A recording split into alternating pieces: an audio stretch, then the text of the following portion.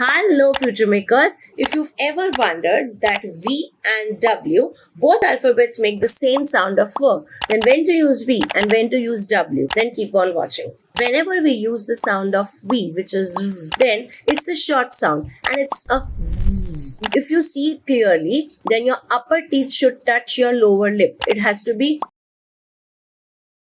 and air flows out of your mouth while saying V. You'll also feel a vibration in between your lips. If you get all of this correctly, then the sound is of the alphabet V. When we are talking about the V sound that's made from the alphabet W, understand that when I say this sound, there's a small circle that's made between my lips. Try saying words like war, water.